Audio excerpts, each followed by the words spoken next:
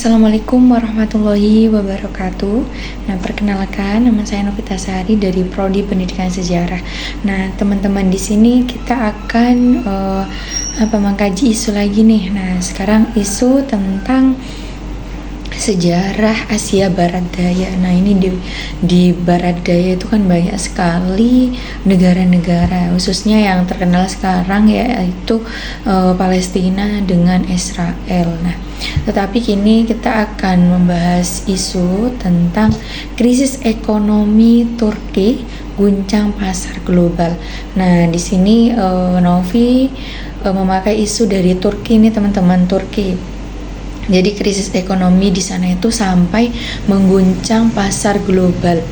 Jadi teorinya Novi menggunakan ilmu ekonomi menurut Adam Smith. Nah, ini ngedapetinnya dari https gramedia.com.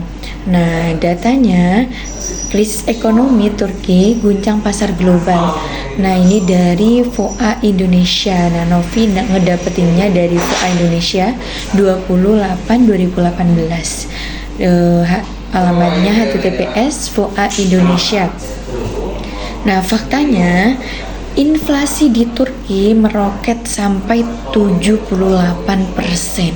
WNI gulung tikar dan dikenakan harga lebih tinggi ketimbang warga lokal. Nah, ini inflasi di Turki ini sampai teman-teman, hampir 100%. Jadi ini udah meroket sampai 78 ya. Semoga tidak sampai ke 100% ya, teman-teman. Jadi WNI di sana, warga negara Indonesia yang jualan di sana itu sampai gulung tikar karena tingginya inflasi dari penjual yang ada di sana gitu. Nah, khususnya dari warga WNI. Apalagi ya WNI kan bukan warga lokal ya, teman-teman, warga luar negara atau warga asing. Jadi dikenakan harga yang lebih tinggi daripada warga lokal.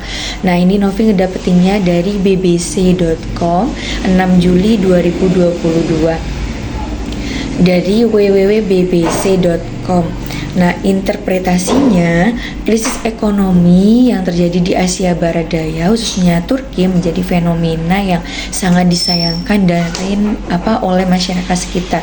Nah, menurut Adam Smith tadi, ilmu ekonomi sebagai cabang ilmu yang mempelajari tingkah laku manusia dalam usahanya mengalokasikan berbagai sumber daya yang terbatas untuk mencapai tujuan tertentu. Jadi ilmu ekonomi ini ilmu yang mengkaji bagaimana tingkah laku manusia agar supaya bisa memaksimalkan sumber daya yang ada tetapi bisa mencapai tujuan tersebut. Nah, ini masalah Turki juga berdampak ke negara-negara sejauh Argentina dan juga Indonesia dan membebani nilai mata uang Asia serta memicu fluktuasi mata uang di seluruh dunia. Jadi dampaknya itu hampir ke seluruh dunia sampai ke Indonesia seperti WNI tadi ya, teman-teman. Pasar global bergejolak pekan ini.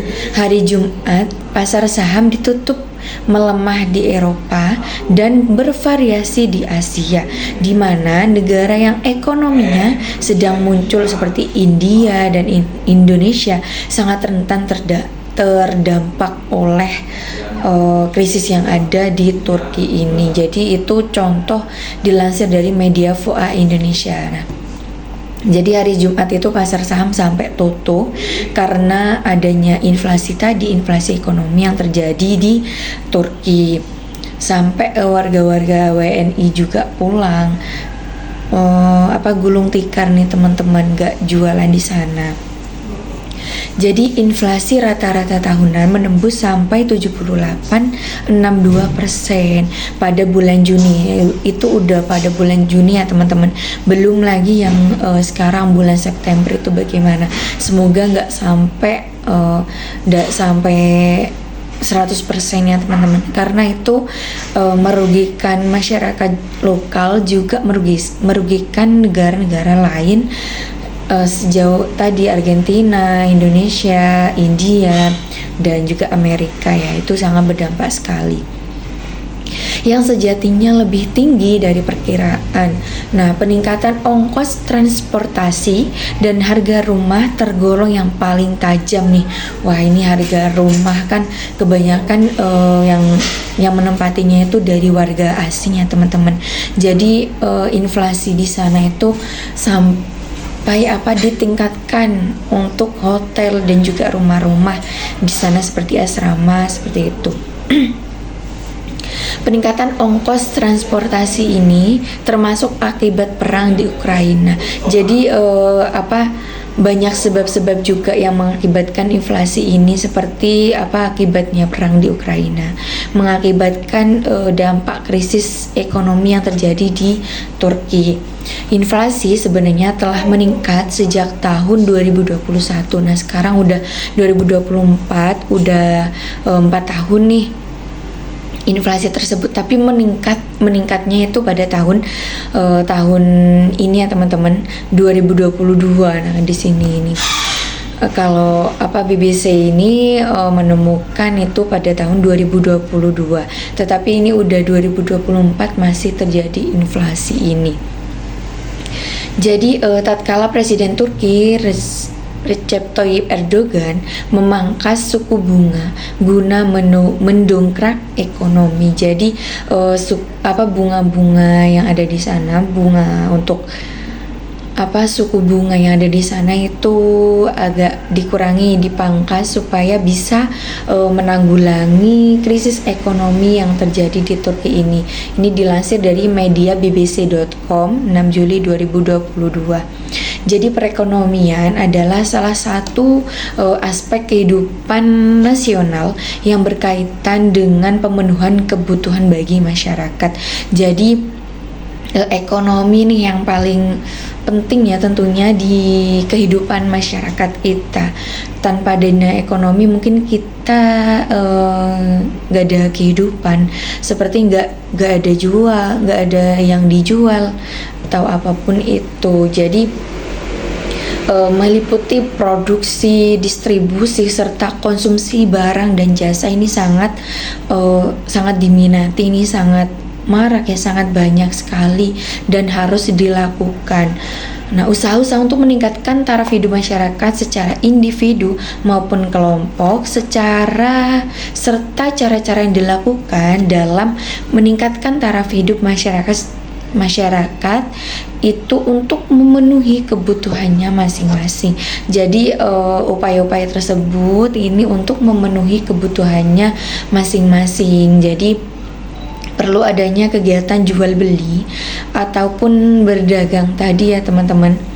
Nah, ini sistem perekonomian yang dianut oleh suatu negara akan memberi corak dan warna terhadap kehidupan perekonomian dari negara tersebut. Ini dari jurnalnya Marlinah L 2017, meningkatkan ketahanan ekonomi nasional melalui pengembangan ekonomi kreatif Cakrawala. Nah, jurnal Humaniora 17 258 sampai 265 ya halamannya.